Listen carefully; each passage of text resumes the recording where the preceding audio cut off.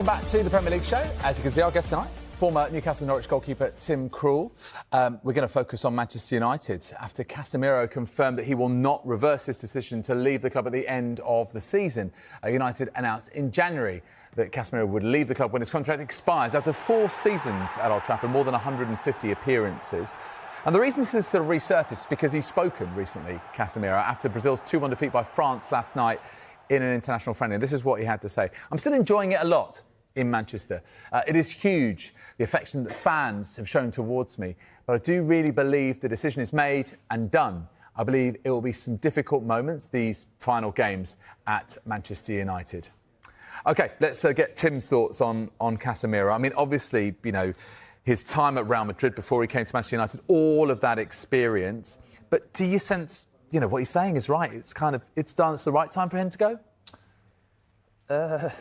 I think I was quite surprised when the announcement came in January. Yeah. There was so much football still to play for. So I always find it a bit difficult when managers do this in January or players come out leaving. I don't understand why he did it in Jan, but that's his decision. Ultimately, what a player, again, at Real Madrid. So much success, so many Champions League trophies. And to be fair, at United, he's had a rougher roller coaster ride, but he won a trophy. And also, what you forget is the impact he will have on the new generation, the younger players like Mainu, because these kind of players will take so much of this experience, and I'm sure he'll be one of those mentors that will look after this kind of young players coming through. Do you think that that's, I suppose, an underrated success metric for Casemiro? Like, he's won 2 trophies in a United shirt. So, you know, some people would say probably not been the success that United fans would have hoped, given what he achieved at Real Madrid. It's obviously hard to compare to that incredible midfield he was part of with Toni Kroos and Luka Modric. But, you know, the fact that he could provide that mentorship,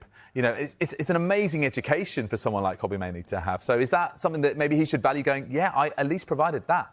100%. And I think with data coming into the game, I think the whole experience side of football is being undervalued, in my opinion. Yeah. I think the core of these kind of players who create that culture around the training ground, have that respect that he ousts quality. And I think when a player like that comes into a changing room, he will have the changing room's respect. And again, for the new generation to see players like him putting in the performances like he has, obviously not the level that he did at Madrid, but yeah, I think it's very undervalued, that, and I think he has been a success. And also, given the fact that United, for a large part, have struggled over the course of the last few seasons that he's been there, so leadership qualities as well that he provides. So, OK, United moving on from Casemiro, do they need to sign 2 central midfielders this season? Yeah, obviously they have to think about what's next, and there's some top players available in the summer. Are they going to get them? I think there's a lot of suitors out there for the top young players. I mean, you've got, I think they were linked with Baliba, and obviously Elliot Anderson is up there with probably the most elite players at the moment in the Premier League. Talk to me about Anderson. I mean, you know, it's all right playing for Newcastle and for Forest, but what about playing for Manchester United? There's a little bit more weight when you're wearing that shirt, surely.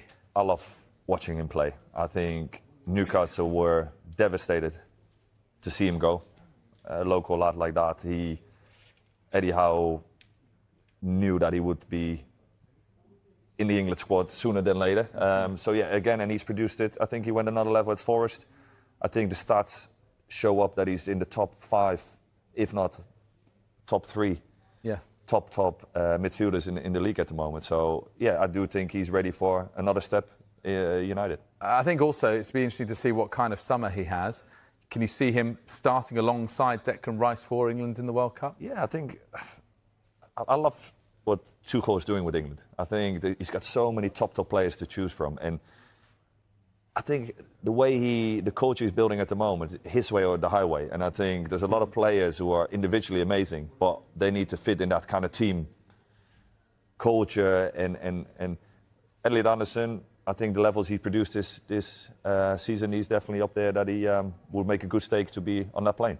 Let's talk about another midfielder who, in fact, scored against Northern Ireland in the playoff semi-final last night, and that's Sandro Tonali. Yes, another Newcastle player. Sorry to keep mentioning them, but they're obviously of real interest to many clubs, Tonali in particular, because he's of interest to Arsenal too. How good a fit would he be? Yeah, I think, again, Italian international. I think he scored for Italy yesterday. Top player for Newcastle. I think him, Joe Linton and Bruno have been the reason why Newcastle were so successful the last few years. So clearly they're going to attract a lot of interest. And teams like United clearly are going to look at players like him. And understandably, the agents will be chucking the names in the press. And it shows the quality of players that Newcastle have now, that they're being linked with these top teams. Yeah, absolutely right. And I think, we'll see about what impact that might have on Newcastle. Rodri has cast doubt over his long-term future at the club, saying he'd like to return to La Liga one day and that he'd be open to a move to Real Madrid, despite having played for City rivals Atletico. Speaking to Spanish radio station Onda Cero, Rodri said, "I'd like to return to Spain. Obviously, for me, La Liga is where I started. You can't turn down the best clubs in the world. They have a fan base that really goes all out for them. And for me, the Bernabeu is always incredible, a stadium that's very imposing. I have 1 year left on my contract. There will come a point where we'll have to sit down and talk." Rodri was asked whether his association with Atletico would affect whether he could join Real. He replied, "No, I mean, there have been many players who've gone down that path, right? And especially not directly, but over time." Our chief correspondent, Kave Solokol, has joined us to reflect what could be a huge hint about Rodri's future. He's got 1 year left on his deal. He's 29. So what are the options that City and Rodri have here, Kave? Look, I think what Manchester City will try and do is have talks with his representatives and get him to agree to sign a new contract, because he's such a key player for Manchester City. I think he's one of their best ever midfielders, one of the best midfielders we've ever seen play in this country. But you have to remember that he has had a serious knee injury, which he's been recovering from. And I think that's one of the reasons why there haven't really been in-depth talks about him extending his contract. Now, of course, it's very, very interesting what he's had to say in this interview, because it would have been easy for him just to say, "I'm here on international duty. I don't want to talk about my club future." But of course, he's Spanish. He's representing Spain. He was talking to Spanish journalists. And he said what privately a lot of players would say, that it's very, very difficult to turn down a big club like Real Madrid if they come in for you. But I think we have to retain a sense of perspective. Just because Real Madrid may want a player doesn't mean they're going to get him. What we do know for a fact is that they are interested in signing a new midfielder this summer. And I'm sure Rodri will be one of the players they'll be looking at. They've also been linked, for instance, with Enzo Fernandez at Chelsea, Moses Caicedo at Chelsea as well. So I think they will have a lot of options. But if I was a Manchester City fan, I wouldn't be getting too worried, because I think City do want to keep him. And I think quietly, they're probably pretty confident that they will get him to sign a new deal. Rodri, Mateo Kovacic and Bernardo Silva all have deals running out soon. Could there be lots of ins and outs at Manchester City, especially in the midfield this summer? I think there will be some changes, but again, we have to remember that Manchester City have spent quite a lot of money. They bought in Semenyo and Gay, for instance, this January. So they have been doing a lot of business in the transfer market. I would not be surprised if they bought another midfielder this summer. There are lots of midfielders who potentially could be available. There's been talk, for instance, of Elliot Anderson leaving Forest, Sandro Tonali, question marks about his future at Newcastle United, Andrew Wharton, a player who... Adam Wharton, a player who will be in demand this summer as well. So I think, depending on what happens with Bernardo Silva and Rodri, there is a possibility that City will sign another midfielder this summer. You mentioned earlier about the kind of context around this interview that Rodri's given. Clubs must hate it when players go away on international duty and they can't control that kind of thing. It causes quite a distraction, doesn't it? Yeah, it always does. I mean, during international breaks, we always get these kind of stories. We had a story yesterday about Moses Caicedo was being asked about Real Madrid. Enzo Fernandez has been asked about Real Madrid as well. When these players are on club duty, they are controlled by their club's media department, who control access to them. And before interviews, they'll be told, this is what you need to say, this is the message we want to get out there. But of course, when they leave the club and go on international duty, then they are being controlled by their national team's media offices, and also they're being offered to their own country's journalists. And often we get these kind of quotes coming up. What was interesting in this interview was, I think it was a radio interview that lasted almost an hour. And I think, to be fair to Rodri, he was just being honest. He was being asked questions and he was giving honest replies. But just saying that I'd like to play for Real Madrid one day doesn't mean that you are going to play for Real Madrid. Of course, or in the top couple of tiers anyway, but we will have a look at the Premier League title race, which will resume in a couple of weeks' time. It's FA Cup weekend next weekend, but the former Arsenal manager, George Graham, interviewed by Jeff Powell in the Mail on Sunday. The headline, "For all my teams, defending was a manly art, not professional wrestling on steroids." And as part of the piece, John Crossy says, "None of us want to watch that. Our game is being dragged down a steep decline. Do the fans want to watch this? Don't think so." Discuss.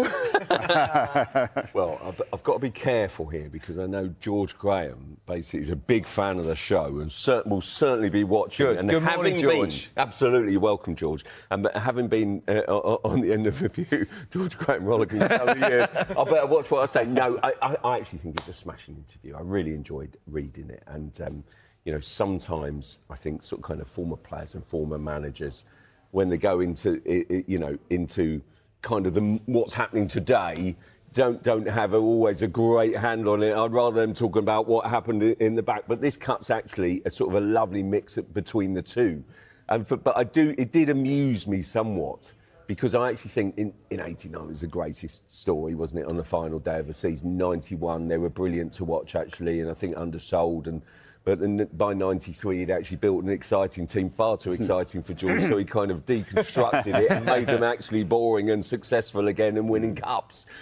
So actually, you know, when he's talking about are they great to watch, this Arsenal team, it did make me slightly sort of kind of chuckle a little bit because really 1-0 to the Arsenal, and in those times, it wasn't exactly kind of edge of your seat football sort of in certain periods. It was in others, in fairness to him. But yeah, it's a really interesting topic, isn't it? I actually did something with a few Arsenal sort of kind of fans the other day, and you know, talking about kind of do they really care about how they are perceived and how they are playing the game? And I feel they do care, don't they? Well, whether they should or not is a different question. Well, this is it, you see. So I thought Jamie Carragher actually did a really interesting column in the Telegraph a couple of Fridays ago where he was making the point, it might have been before the Carabao Cup final, he said basically, in years gone by, it's anyone but City, and now it feels like we've entered the era anyone but Arsenal.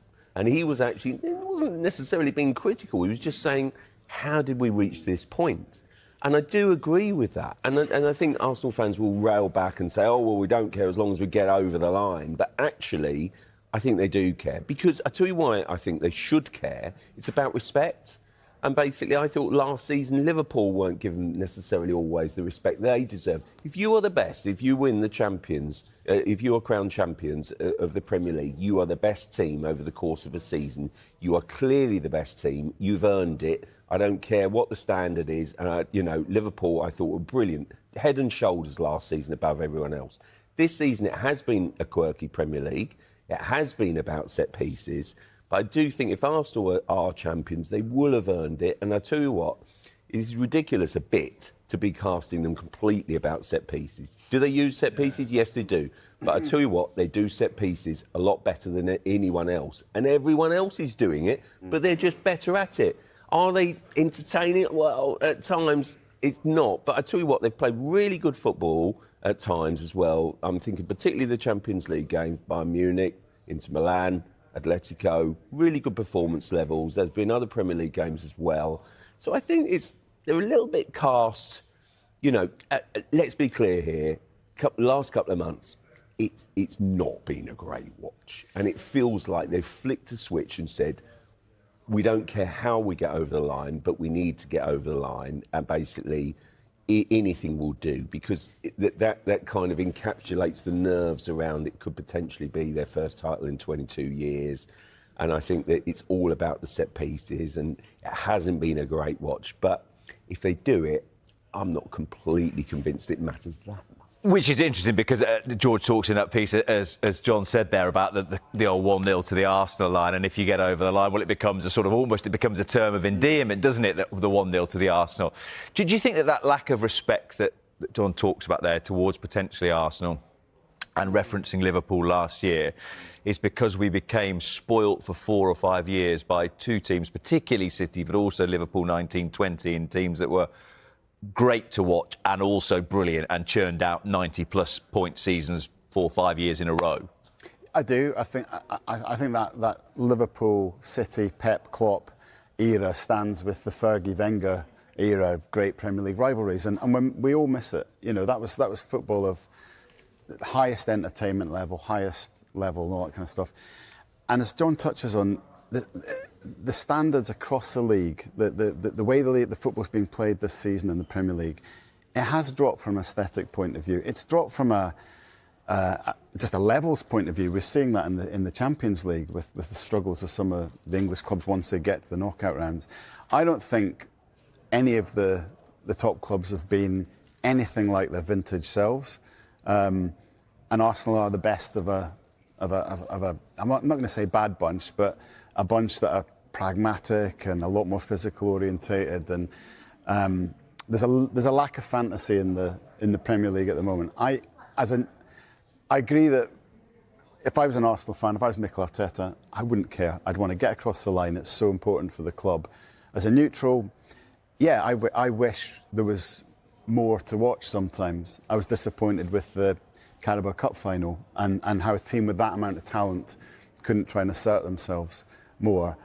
I felt I was at the Max Dowman game, and I felt, well, that's amazing, that's fantastic. That's a moment that we'll remember. Arsenal kind of needed that kind of moment on the pitch.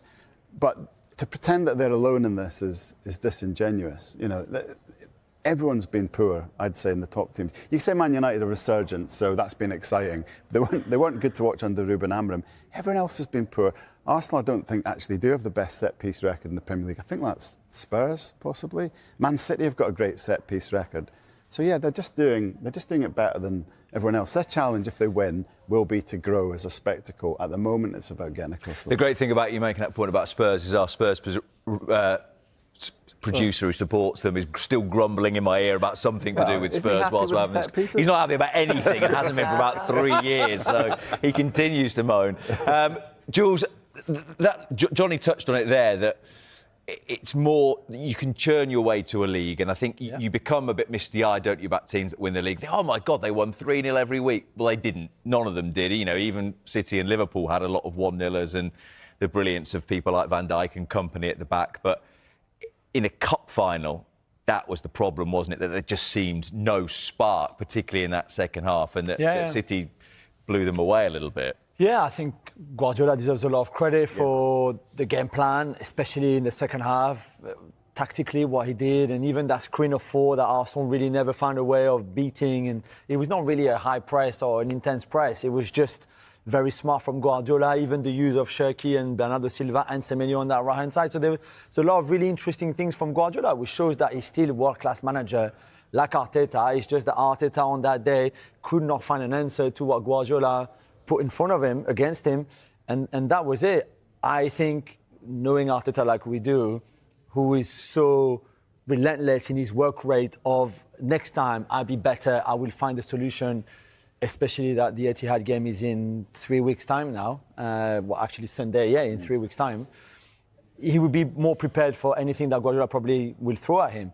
And it's a great learning curve, and I think if you from an Arsenal point of view, they were still in 4 competition. They were never going to win all 4 of them anyway. They might not even win the 3 left that they are in it. But the one to lose was probably that one anyway. But I think it's part of their learning. You don't think there's any potential psychological impact on losing the first one? And it feels more like City are in their windshield a little bit. Personally, I don't think so. And City go to Chelsea the weekend after the FA Cup. Arsenal host Bournemouth. A lot of things can change on that day, even before the Etihad game. But I think that psychologically for Arsenal and Arteta, this was not a wake-up call is a bit too strong, or a warning too strong as well. But they will say, OK, we still have a lot to learn to be able at times to compete with teams like City, like Guardiola, and it'll be the same in the Champions League, not so much maybe Sporting, but from Barcelona in the semi-final, potentially to a final, it'd be the same. And I think psychologically, it would have been a boost in a way to realise that we thought we were right there, maybe the best in the country, and actually there's still games where we could be undone. I think it's a hammer blow, I must say. I completely disagree. I think that basically 4 was never going to happen. But that was never going to happen before. No, but please don't get me wrong. But I think then that basically, I even saw Paul Merson last week talk about kind of Arsenal might only end up with the title. Well, honestly, if they end up with the title, you bite your hand off. First world problems. First time in 22 years. But having said that, I just thought Guardiola, tactically, he just basically picked away at it, put Arteta in his back pocket and said, here we go. And basically, let's not beat around the bush here, basically. I think Man City, anywhere near their best, it basically, in this Premier League, would be 20 points clear. Arsenal's recruitment in the summer, I know it's an old chestnut of mine, but basically, if that had been, it was patchy at best. If it had been anywhere near decent, I think, and completely everyone was ticked off and been really, really good, they'd be 20 points clear because of the state of the Premier League. So I do think that, it's not faultless, Arsenal's season, but if they win the title, they'll have been the best team across the season. But the one thing is that Man City have now struck a blow. Arsenal will have this amazing opportunity against Bournemouth to go 12 clear, having played 2 games more, and then City must go to Chelsea.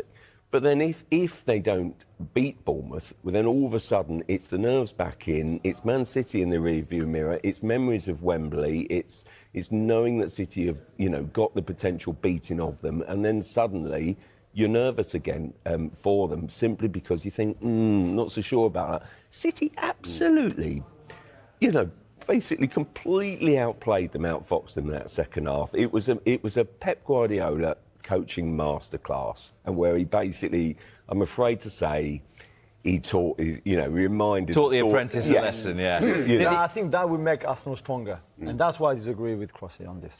The interesting thing about City, Andy Dunn's piece is watch out Arsenal. Guardiola looks rejuvenated, so do his team. The intensity is back. The part of Andy's piece there is what we read into the body language, and was that potentially one last Wembley final as City manager for Pep. He could obviously still get there in the FA Cup as well. But if, hypothetically, this was his last season, there's no say, well, he's got one. He wouldn't have wanted to go the final 2 seasons without winning a trophy. So is he almost now playing pressure off football and just thinking, well, if we can hunt Arsenal down, it's a massive bonus?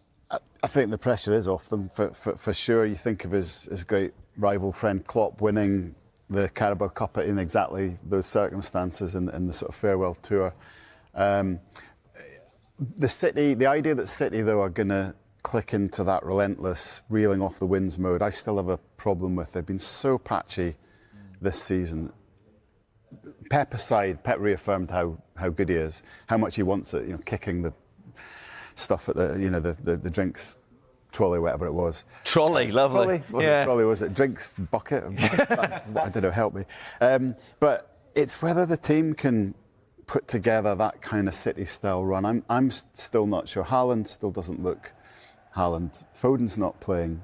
There's such talent there, but it still, for me, hasn't quite come together as a consistent team. So if they did reel off the wins, I'd be interested to see how Arsenal react psychologically. But I don't think Arsenal will have to win all their games to get across the line. And that is the point, Jules, I think, isn't it? That I think it's a great point from Johnny, that this isn't a great City team. It's a really good City team, but ultimately, and this is not me helping Pep out with some mind games, if they don't win it from here, Arsenal, they will never forgive themselves, because it is set for them that even if they go to the Etihad and don't win, it's still in their hands. Yeah, they're in a very strong position. I think they would have signed at the start of the season to be there right now, 3 weeks before that big game at the Etihad. I think this is Guardiola's last season.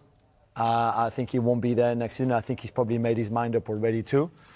And I think in a way, that doesn't take anything away from obviously the Carabao Cup win and what City are doing. But this is a transition season to prepare already the post-Guardiola era, whether that Pep Linders is still in it next season, whoever comes next, whether that's you know, I don't know, Xabi Alonso, let's say they try, or Vincent Kompany, I don't know, whoever they want, it won't be easy to come after Pep. And I think Pep is preparing already this squad, a young squad in some positions, to whoever comes next. That would be playing a very different style of football, because nobody can play Guardiola style of football anyway, apart from Guardiola himself. And I think you see in the evolution of this team tactically a lot of that. And that's why they've been patchy, because it's not really a Guardiola team. It's the team for who comes after Guardiola next season. And I think that will make the end of their season far from perfect. I don't think they will win every game between now and the end of the season. City, neither will Arsenal. But I think Arsenal are still in a very strong position. Greatest careers in Liverpool history will be coming to an end after Mo Salah announced he's leaving the club at the end of the season. Loads to digest over the next half an hour as we discuss the timing and where Liverpool go from here. And, of course, his legacy in England. Is he the greatest to play in the Premier League? Right, good morning to Jamie O'Hara. Right, Salah's exit from Liverpool, does it suit the player and the club? No, it suits Salah because he gets to choose where he can go next. You know, he'll have all options available. Where he goes is going to determine why that deal was made. I just don't see how I don't see how it benefits Liverpool. The only way I can look at it benefiting Liverpool is that they think that they want him off the wage bill and it's 400 grand a week. But you know, look, Saudi come in for Mo Salah. They'd pay 40-50 million pound for him. That would be my argument. So he signed a 2-year contract. All right, he's fell off a cliff this season, but the whole team has. Arne Slot's got a massive thing to say about the situation that they find themselves in and why Mo Salah's dropped off as well.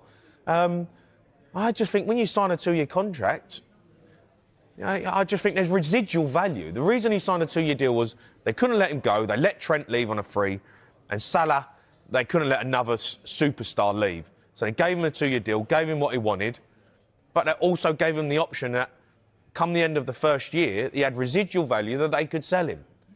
And to say that he can go on a free, I don't think that's a great deal. 30-40 million pound is still 30-40 million pound. And, you know, Al Nassr or Al Hilal or whoever he wants to go to in Saudi, where I think he's going to end up, they would have paid that. So you've lost out on 40 million quid. So Liverpool should have dug their heels in to get... well, it's not about digging your heels in. You think they could have got a fee? Would they have been able to get a fee from anyone other than Saudi? Given his wages. Well, Saudi have got more money than everyone else. We know that.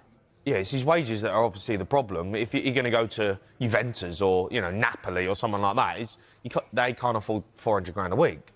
So, but I still think he's going to demand that. I still think he's going to... That's why I believe that he's going to end up in Saudi, because I think he'll probably become one of the highest paid players in the world, alongside Ronaldo and Messi. I think he's going to end up in Saudi on $1 million a week. That's where I think he's going to end up. They can afford £1 million a week. They could have afforded to pay a transfer fee. Well, a year ago, they would have paid 70-80 million pound for Salah to have him then. But Liverpool were like, no, we need to make this deal happen. They couldn't afford for another superstar to go. They've allowed too many superstars to get into the last years of their contract. Trent left. Van Dijk, they managed to get that one done. And Salah, they couldn't let him go. So they gave him what he wanted. And now they're letting him go for a free. Mo Salah. I know he's had a poor season, but he's still a top player. How do they replace him? And even can't replace him. Who with? You can't replace him. He's a generational talent. You can't replace him. It's like when Harry Kane left Spurs. You can't replace him. You can bring in anyone. They ain't going to replace Salah. His numbers over the last 9 seasons are just absolutely ridiculous. You know, his stats are just outrageous. You can get someone in to try and fill the void, but it's not going to be Mo Salah. Like there isn't one out there. There isn't that player out there. So, you know, you've got to build another player. You've got to build a different way. You've got to build a team. You've got Florian Wirtz. You've brought in Isak. You've got to build a team to take over what Mo Salah has done. Because pretty much Mo Salah single-handedly won Liverpool titles, you know, and the way he played and what he'd done for that club. So he's an irreplaceable. They're going to need... I mean, he plays right wing. They need 2 right wingers, aren't they? Because they didn't have an understudy for him this season. Well, they've ended up playing... 2, aren't they? Well, they've ended up playing Frimpong there, who...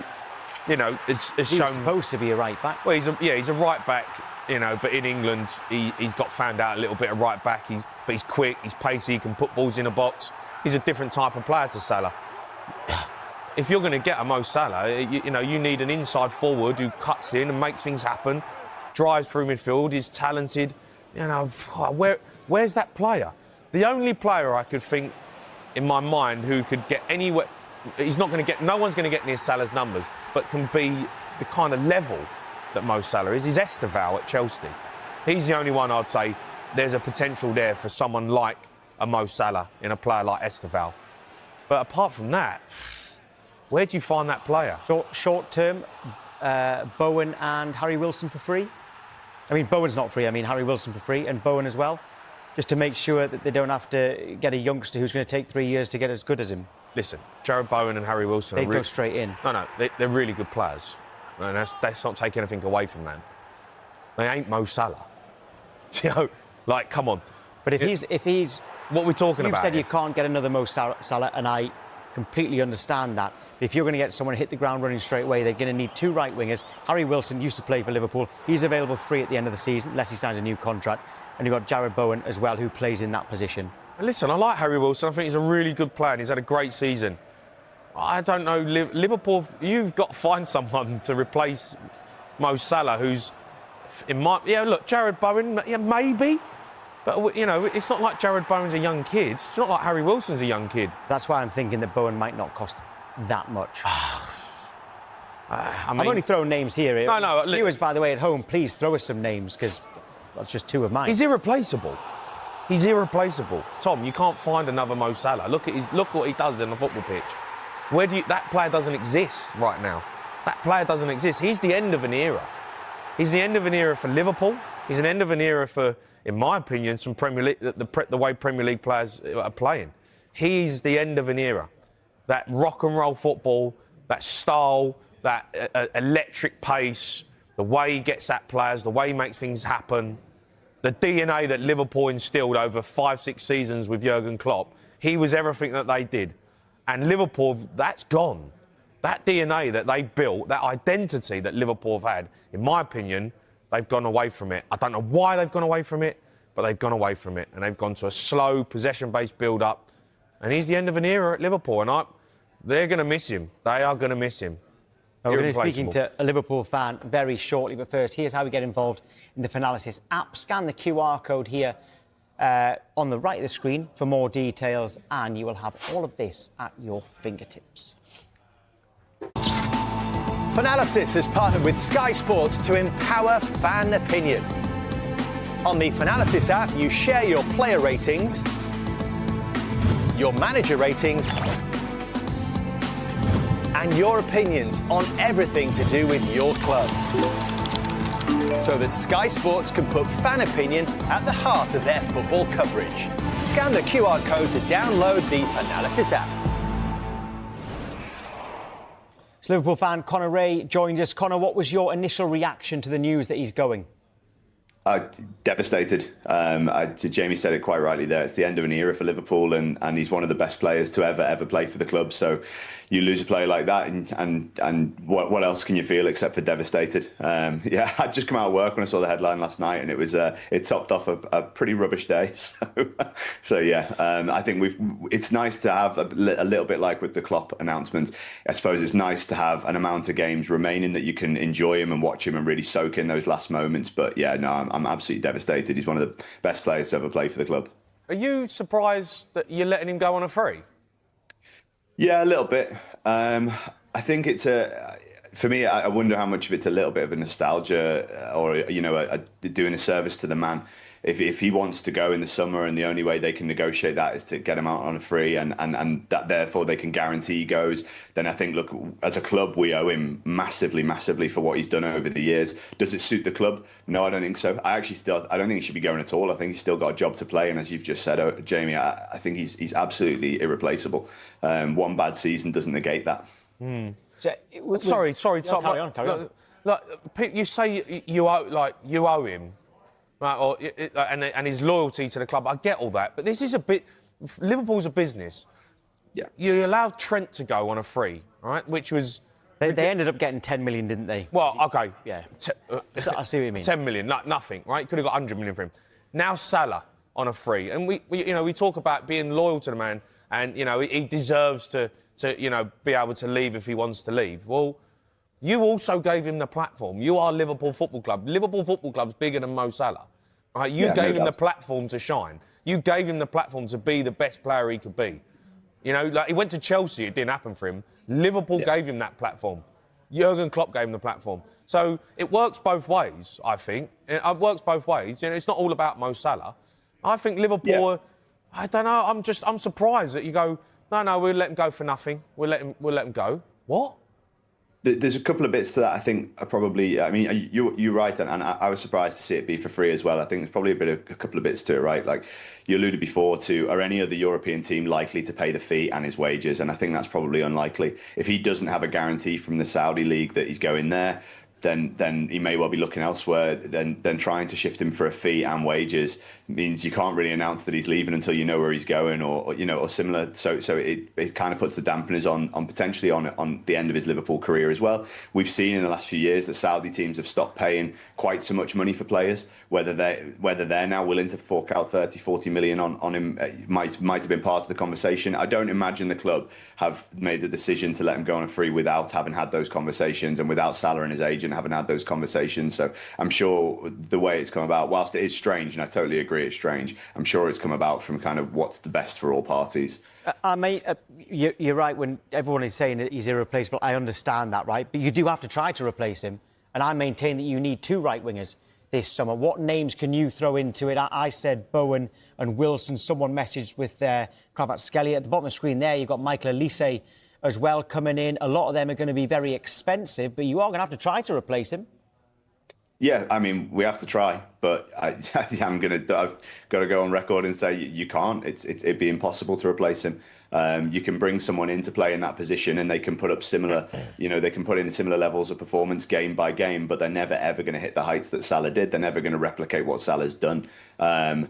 You know, Olise is a good shout. Kvaratskhelia is a great shout. You know, Lamine Yamal, you're never going to get him away from You've just Barcelona, named two players who are playing for two of the biggest clubs in the world. Yeah, exactly. And they're not going to sell him. Liverpool are a big club, and Liverpool have got money. There's someone there saying in terms of replacing him, it's a bit different, this one, saying that Isak will replace his goals when he's fit again, but Isak isn't going to play right wing, is he? I mean, you know, there are players out there, good players. It just means that Liverpool will have to pay top dollar, and they're losing a top player for free.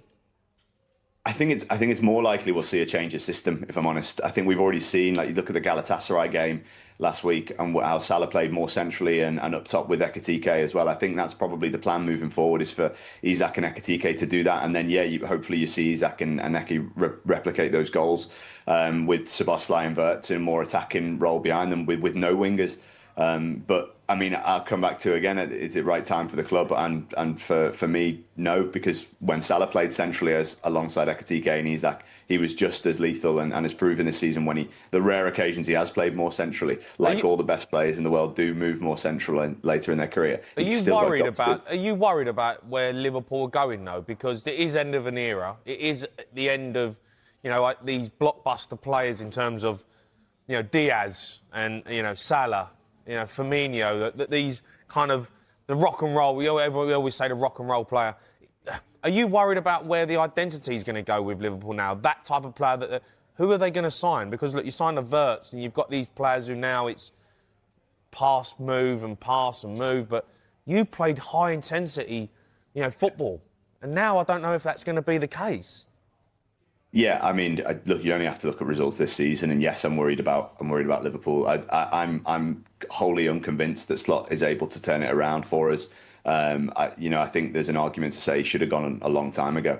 And I think if results keep going and trending the way that they are between now and the end of the season, I can't see him being here next season. And if that's the case, then you're then trying to reshape another system and another way of playing for a new manager, as you say, Jamie, and then trying to replace players that are irreplaceable. We saw the same thing happen when Rodgers left with Gerrard as well. It's kind of the new system. Gerrard was fading out of that system and left kind of not under a cloud, obviously, but the results at the end of Gerrard's time at the club were not good enough, and he left to move on to go to the MLS. And 3 months later, Klopp came in, and what Klopp would have given to have a Gerrard in the dressing room when he came in. Like, I just hope the same thing doesn't happen here.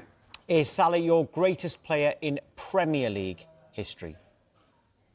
I think he's in the top 2 or 3 debate. Yeah, when I'm going through it, I can only really think of Henry that you can compare to what he's achieved, the numbers comparable to appearances and what he's won. I was actually just meaning at Liverpool. So go on, in the whole of the Premier League, you've got him, Henry, and who's the other one? You said 2 or 3. Who's the third? That's a tricky one, isn't it? I mean, everybody goes to Ronaldo, but I don't think Ronaldo's Premier League legacy is as good as others. I think he did most of his achievements in Spain, didn't he? So well, he won 3 Premier League titles. Well, yeah, and a Ballon d'Or and a Champions League. Well, then put Ronaldo in. Yeah, put Ronaldo in, but I'm still saying Salah's legacy in the Prem is better than Ronaldo's. And for Liverpool, he's the 2nd best Premier League player, 3rd of all time for me. Say that again, sorry. 2nd best in the Premier League for Liverpool? Yeah, behind Steven Gerrard. So why is Gerrard not the best in Premier League history? Oh, no, Steven Gerrard would go into the midfield in that all-time Prem 11. Don't worry. Yeah, OK. Yeah, fair enough. For me personally, I'd put Ronaldo.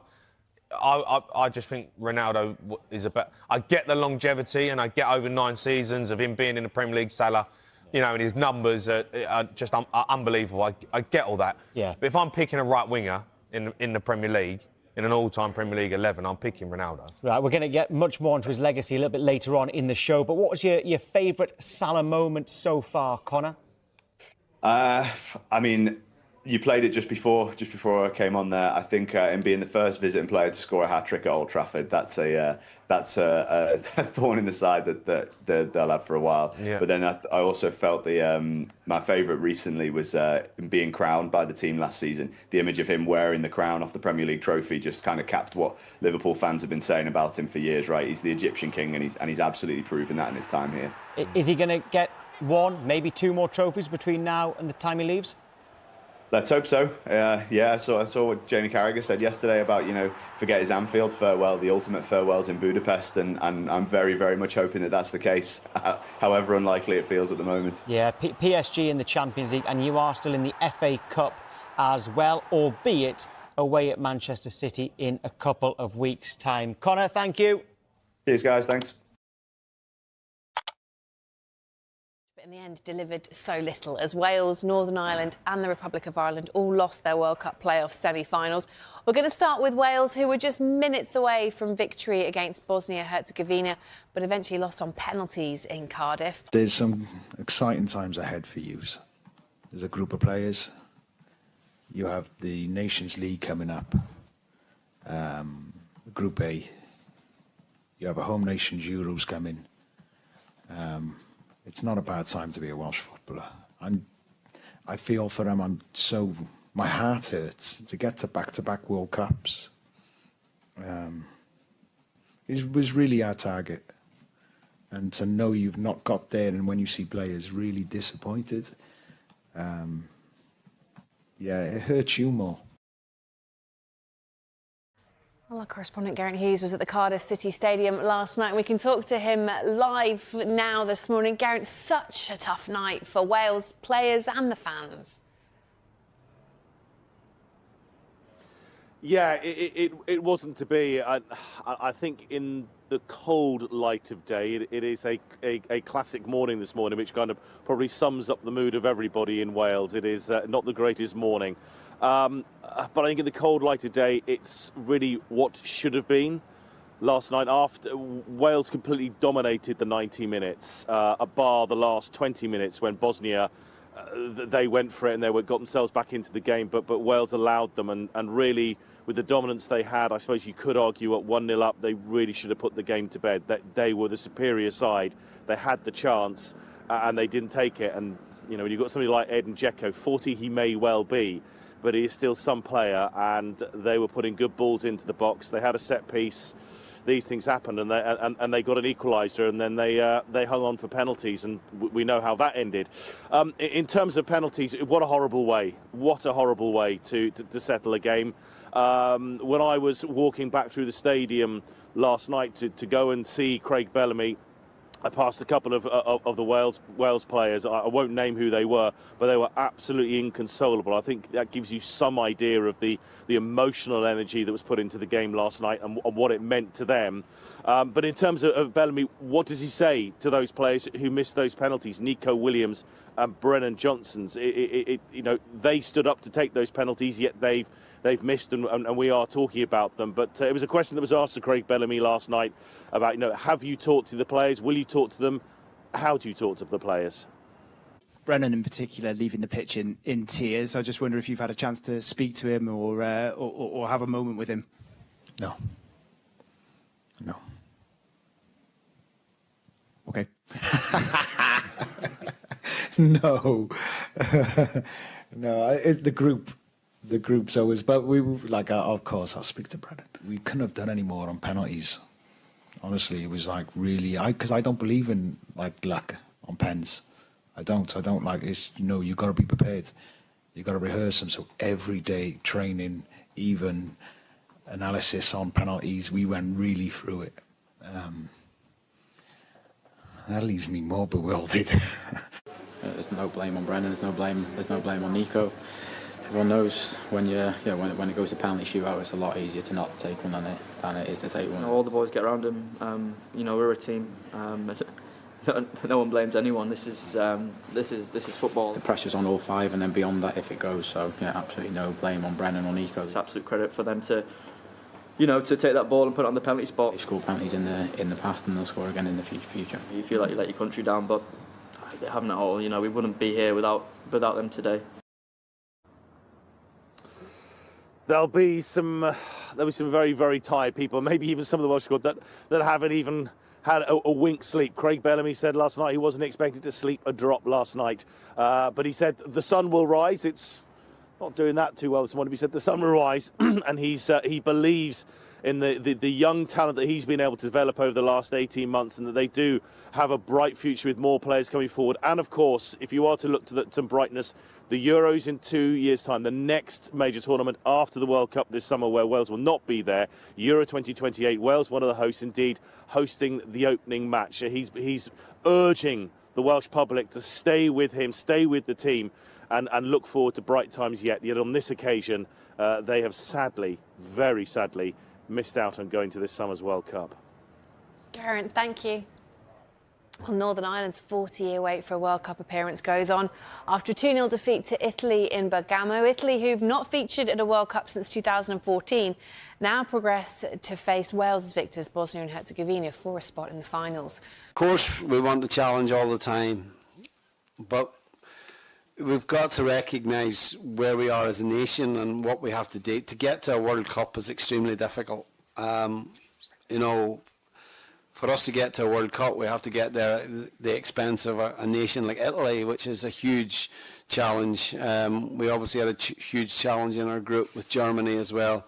But yeah, I believe that, to get to this stage is a real positive. We will take this forward when qualification comes for Euro 2028. The players will be further along in their journey. We might have some additional players in the squad as well, but the squad is only going to continue to improve. Well, uncertainty continues to surround Michael O'Neill's long-term future in charge. With an international against Wales up next, attention will soon shift back to a crucial run-in with Blackburn as they look to avoid relegation. However, O'Neill remains under contract with Northern Ireland until 2028. We knew coming into this situation that a lot of the preparation work had been done prior to, going into Blackburn Rovers. As things stand, I will manage the game on Tuesday night. I will manage the remaining 7 games for Blackburn Rovers, but my contract is still with the IFA. I'm contracted to 2028, and after Blackburn Rovers, I'll revert back to the status quo, which is the national team manager. Well, for more on this, we can cross live to our reporter Jamie Weir, who's in Bergamo for us this morning. A very good morning to you, Jamie. I mean, look, the wait goes on for Northern Ireland, but plenty of positives to take for what was an incredibly young side. Yeah, there absolutely are, Hannah. You're spot on, and it might be a bit of a cliche and perhaps quite patronising to sort of pat the players in the head and said, "Oh, well done, little Northern Ireland. You put up a good fight." But they really did last night. It was a performance to be proud of. They went toe to toe against Italy, you know, a juggernaut of international football, and they really did hold their own. And they had executed the game plan to perfection for the first 55 minutes until one lapse in concentration. They allowed the ball to fall to the one man they couldn't afford the ball to fall to, Sandro Tonali, who is the one player that makes that Italian side tick, and the rest is history from that point. But I think they won a few fans last night. They will surprise a lot of Italian fans, surprise some other people in the football that they played. Gennaro Gattuso said in his pre-match press conference, all Northern Ireland do is ping ball 70 yards and hope that they can scrap for second balls. Well, last night they got the ball down. They played some really eye-catching football, in particular Shea Charles and Ethan Galbraith in Northern Ireland's midfield. I thought were absolutely wonderful last night. So it was a performance to be proud of, and as you said, the real positive and the overall theme, speaking to Michael O'Neill and the players after the game, well, one of pride in the performance and two of optimism for the future, because as you said, this is an incredibly young Northern Ireland squad. The average starting age last night was 22 years and 5 months, and bear in mind they were missing another 22-year-old, their usual captain Conor Bradley, last night as well. So this is a squad at the start of their journey together who will compete for major tournaments to come. The only man in the side last night over the age of 24 was Paddy McNair, a veteran at 30 years of age. He was making his 82nd appearance for Northern Ireland last night, so he was dragging up that average age. But he is also incredibly optimistic about the future for this young Northern Ireland squad. It's a young squad, but they're ready for the level, and there's so much talent, and it makes my job easier. When there's good players beside you. Just finally, Michael's future still, I suppose, kind of uncertain, but he's been such a huge part of Northern Ireland for such a long time. I'm sure you're desperate to get one more major tournament for him as well. Yeah, of course. Over 10 years ago, Michael gave me my debut, and played most of my caps under him. So yeah, it's frustrating, not being able to get to that another major tournament for him. But hopefully, further on down the line we can do that. So still a degree of uncertainty over Michael O'Neill's future. One thing that is certain, and that is, as I said, that the future is bright for this young Northern Ireland squad. We've just been hearing exactly the same thing from Geraint in Cardiff, haven't we, about the future is bright for that young Wales squad. Well, those two sides go head-to-head next week, Wales against Northern Ireland in Cardiff on Tuesday night, a game that neither side, I'm sure, really wants to be involved in. But it's been a wonderful few days in Bergamo. As you can see, it's a spectacular spot with the old town behind me here, the sun shining. There was a sea of green and white everywhere in Bergamo over the last 2 days. Surprisingly, haven't seen too much green and white this morning. I'm sure there are a few sore heads because they came here to party, the Northern Ireland fans, regardless of the result last night. 3,000 of them travelling out to Bergamo, and they can all leave this afternoon with their heads held high. Sure they will. Jamie, thank you. The Republic of Ireland suffered yet more playoff heartache as well after squandering a 2-0 lead to eventually lose on penalties to Czechia. And our reporter Dan Khan is in Prague for us this morning with the castle looking great behind him. Dan, sadly though, Ireland's wait for a first World Cup appearance since 2002 goes on. Yeah, good morning, Hannah. I mean, it's really interesting listening to Geraint talk about the heartbreak of that penalty shootout for Wales and the optimism Jamie shares with Northern Ireland. I think Republic of Ireland would probably find themselves this morning in the middle of those two emotions. I mean, first of all, the heartbreak, the pain after being 2-0 up, as you mentioned. They really opened the game and nullified the home atmosphere. The first half an hour, they were absolutely excellent.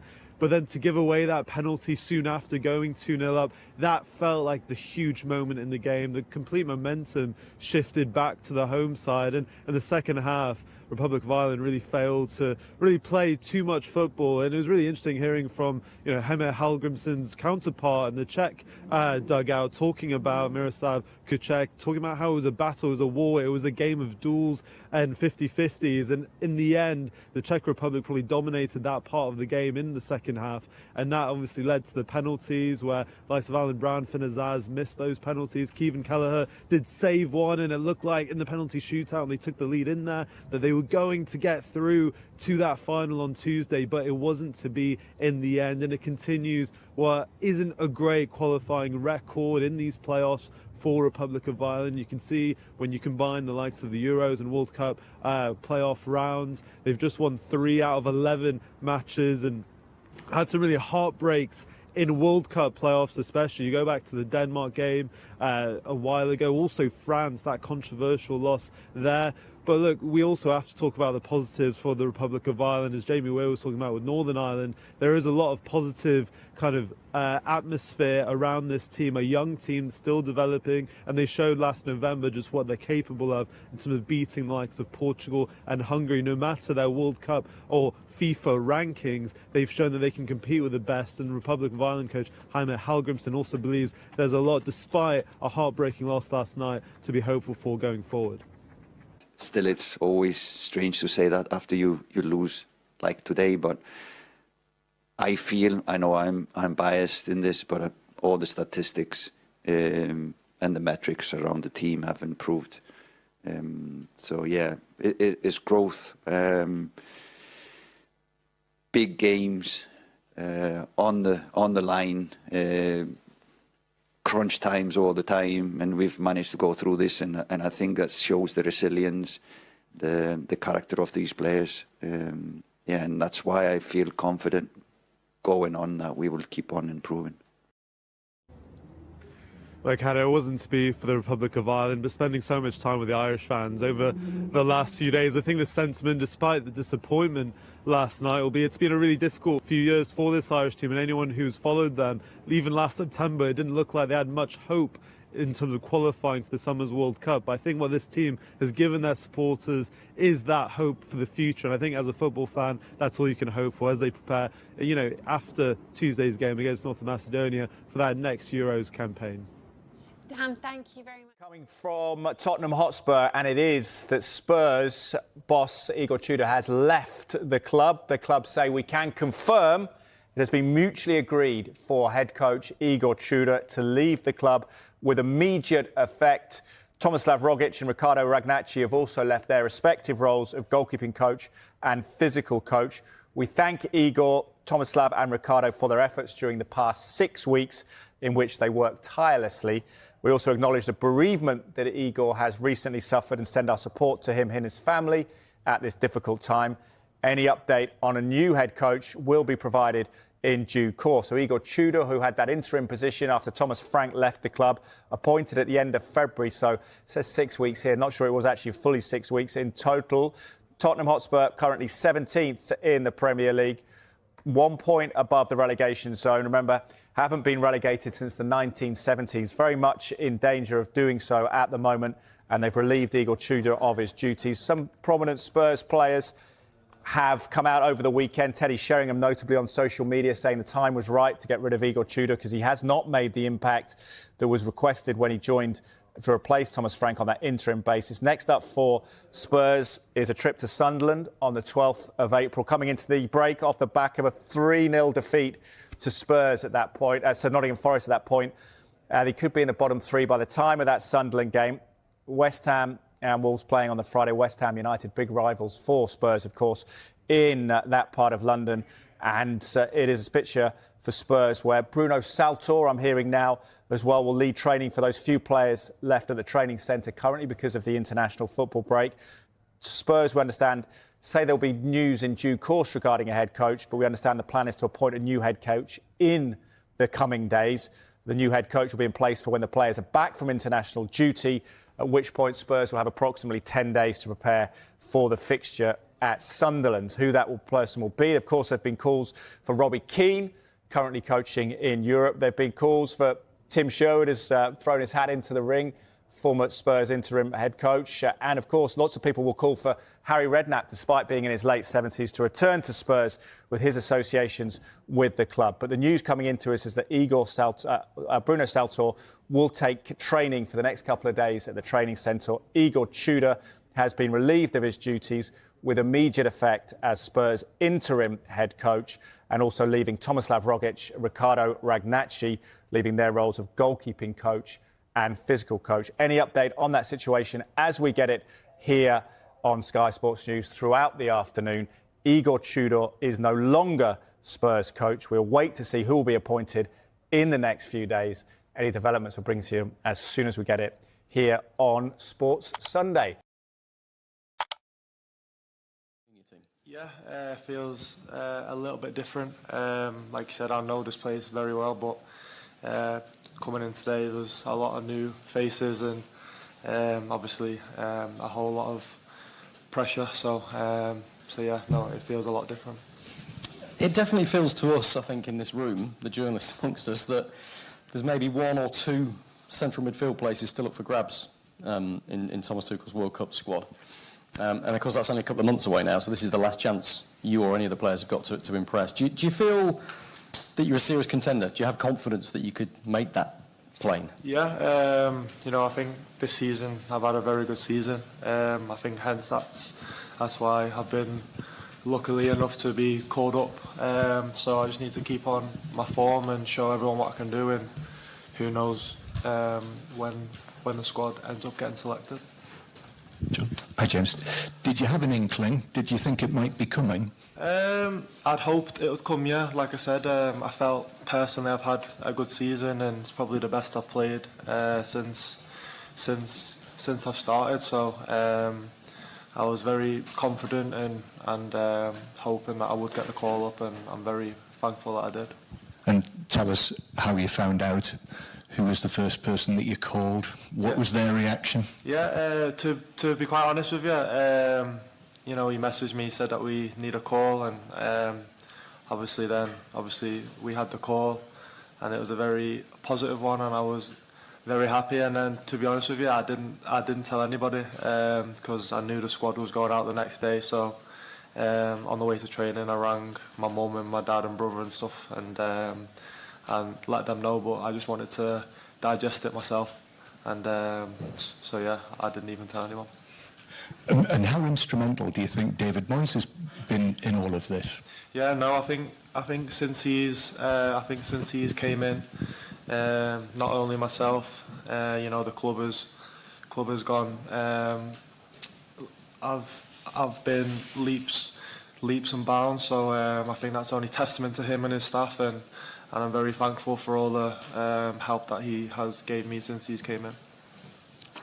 Hello, welcome to the England camp. You play multiple positions, 6'8" in defence. Did you worry at some point that could hold you back, and in fact is the real reason you're here now? Yeah, I think it just depends on how you look at it, in a positive or negative sense. And I think for me, I've just got to look at it as a positive, and the fact that I can play in multiple positions in this season, thankfully I've played them quite well, so I've just got to look at it as a positive, and it's just another string to my bow. You've gone toe-to-toe with the best in the game in the Premier League, and your stats show that only Caicedo has more interceptions, Paulinho more tackles, 4 for chances, big chances created. Are those stats giving you the belief that named tomorrow you would happily go toe-to-toe with any team in the world? Yeah, sure. When you see stats like that, it just gives you a little bit more confidence that you are meant to be here, and so yeah, no, it gives you the belief earlier. Jason from TalkSport. Congratulations on the call-up. Thomas on Friday described you as having a clean foot, strong set pieces, as we know that you've had this season. How important a role could they play this summer? And given the set piece role that you've had this season, Arsenal have had criticism, but they all count, don't they, if they go in? Exactly, a goal's a goal, and it doesn't matter how it goes in. I think in today's game, I think set pieces are massive. As shown, top of the league at the moment. I'm scoring a lot of set pieces, and yeah, I think come the summer they'll be vital. So to get some good takers and some good routines for the summer would be helpful. And you've had successes in your career, under 21s a few years ago. How good is that feeling to win a tournament like that, and how much hunger do you have to try and replicate that feeling once again going into a World Cup year? Yeah, for me personally, that was probably one of the best feelings that I've ever had. Winning the Euros with the under 21s, so I just want to go that one step further now and hopefully win a trophy for the first team as well. Hi James, congratulations. That pass to Beto? I mean, we've seen so many elements to your game, the sort of stamina, the versatility, the athleticism. But is that something you've developed in your game, that sort of eye of the needle pass? Yeah, I think certainly this season I've took a little bit more incentive on myself to be the one to make them type of passes and you know, try these things a little bit more. So yeah, I'm just happy that it came off on the weekend and that'll put it in the back of the net for me. What would you have been doing in this international period? Would you have gone away somewhere? It depends on the days off that the manager would have given me, but if I did have a few days, I do like to just go in, relax and yeah, just recover for the games that are coming up. Okay, anyone back in the live section? Go ahead, John. Hi James, we know it's a split squad this week with players coming in at the weekend. Do you know how your week looks and if you'll go after the Uruguay game? I'm not too sure, to be quite honest with you. I know it is a split squad. I know players are coming and leaving, but I've not been told much, so I'm here for up until the Uruguay game, and then who knows from there. And how hard was it to sit on that knowledge that you were in the squad before it was announced? Were you feeling like you had to tell people, or were you happy just to keep it to yourself? No, I just felt like I just needed to digest it a little bit, and that's what I did, Joe.